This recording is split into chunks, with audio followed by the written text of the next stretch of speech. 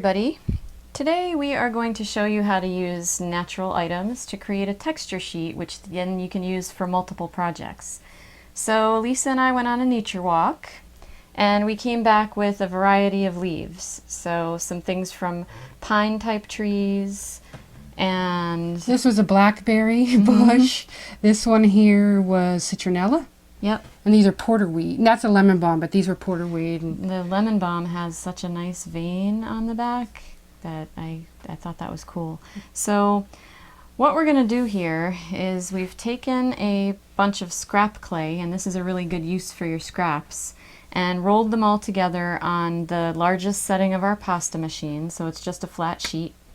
And now we're just going to randomly embed these leaf shapes.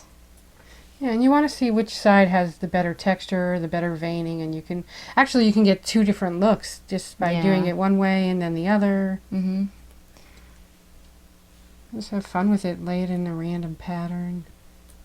That's actually a Leland cypress right there. She just put in there.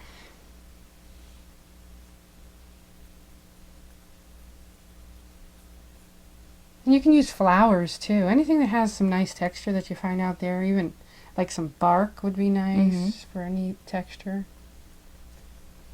Kind of like this guy coming out from this side. You got enough room for that? Yeah. So you just press them in, make sure they make good contact and get stuck in the clay. You can even, like, I think what I'm going to end up doing here is some of this and then move it around and press it a couple times so that my whole sheet has texture.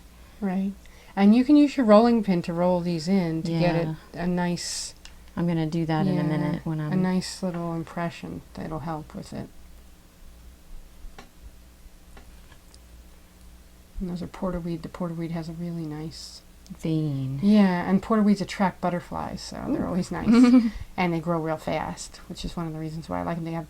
These porterweeds have beautiful purple flowers on it that I love, and so do the butterflies.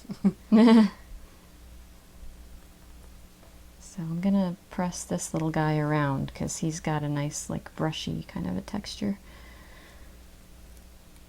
So this is a great way of making your own texture sheets. Yeah.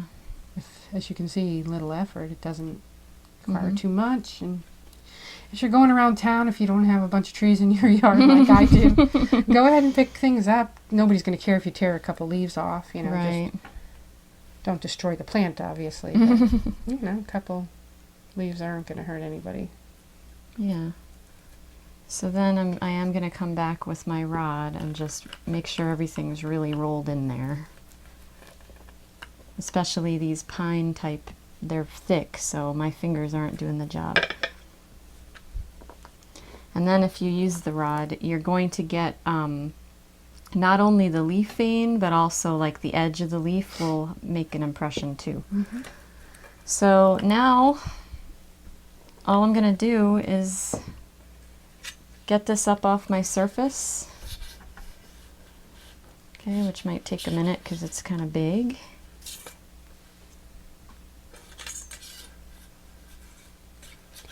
Alright, and then I'm going to bake it just like this. And put these leaves in the oven and then pull them off when I'm done. Okay, and then when you're done with your texture sheet and you want to use it, you just press other clay into it and pull it out, and you'll have the pattern of all these leaves to put onto any project. So here's the baked texture sheet, and you can see the textures of all the different foliage. And I just have a little piece of clay that's soft, and I'm going to just press it in there and show you how easy it is to pick up these leaf textures. So this is a really nice deep one. So I've got now that piece that has leaf on it, and then this leaf had really cool edges, so press over here, and you can make tiles or pendants or parts of a mosaic, anything you want. And then because this one has like the leaves were pressed in a couple different places, it's got different types of leaves all around.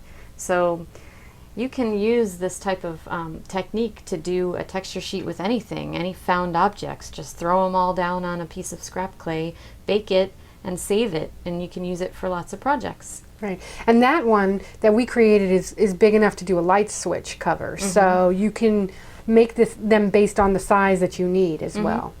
Yeah, or like a postcard. It's pretty big, so, and it has lots of different textures, so it's pretty versatile too.